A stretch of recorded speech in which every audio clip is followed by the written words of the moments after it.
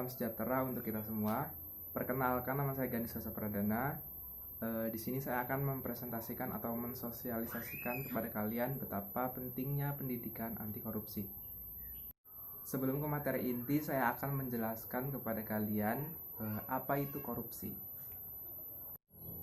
Berdasarkan Undang-Undang Nomor 31 Tahun 1999, korupsi adalah perbuatan seseorang yang secara melawan hukum dengan tujuan atau maksud untuk memperkaya diri sendiri maupun orang lain yang dapat merugikan keuangan negara maupun perekonomian negara. Lalu, di Indonesia sendiri keadaan korupsinya sudah seperti apa? Korupsi di Indonesia sudah sangat meluas secara sistemik merasuk ke semua sektor di berbagai tingkatan pusat dan daerah, di semua lembaga negara eksekutif, legislatif, maupun yudikatif. Oleh karenanya, korupsi digolongkan sebagai kejahatan luar biasa atau extraordinary crimes. Korupsi bukan lagi masalah lokal, melainkan suatu fenomena transnasional yang mempengaruhi semua masyarakat dan ekonomi, sehingga mendorong perlunya kerjasama internasional dalam hal pencegahan dan pemberantasan korupsi. Lalu dibentuklah lembaga khusus yang dikhususkan untuk mencegah korupsi di negara ini, yaitu KPK. Komisi Pemberantasan Korupsi atau disingkat KPK adalah lembaga negara yang dibentuk dengan tujuan meningkatkan daya guna dan hasil guna terhadap upaya pemberantasan tindak pidana korupsi. KPK bersifat independen dan bebas dari pengaruh kekuasaan manapun dalam melaksanakan tugas dan wewenangnya. Selain KPK, aparat pemerintah, sektor swasta, dan masyarakat diwajibkan untuk bersama-sama berpartisipasi untuk memberantas korupsi.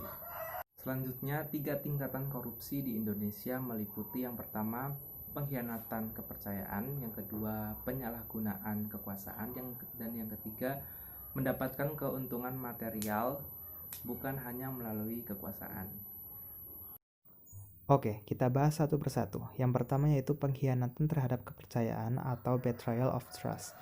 Pengkhianatan terhadap kepercayaan merupakan bentuk korupsi yang paling sederhana. Semua orang yang berkhianat atau mengkhianati kepercayaan atau amanat yang diterimanya adalah koruptor. Amanat dapat berupa apapun, baik materi maupun non-materi. Seperti contoh, anggota DPR yang tidak menyampaikan aspirasi rakyat atau menggunakan aspirasi untuk kepentingan dirinya sendiri. Kedua, yaitu penyalahgunaan kekuasaan. Penyalahgunaan kekuasaan merupakan korupsi tingkat menengah, merupakan segala bentuk penyimpangan yang dilakukan melalui struktur kekuasaan, baik pada tingkat negara maupun lembaga-lembaga struktural lainnya, termasuk lembaga pendidikan, tanpa mendapatkan keuntungan materi.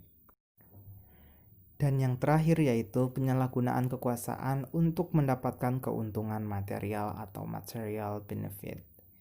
Penyimpangan kekuasaan untuk mendapatkan keuntungan material baik bagi dirinya sendiri maupun orang lain. Korupsi pada level ini merupakan tingkat paling membahayakan karena melibatkan kekuasaan dan keuntungan material. Ini merupakan bentuk korupsi yang paling banyak terjadi di Indonesia.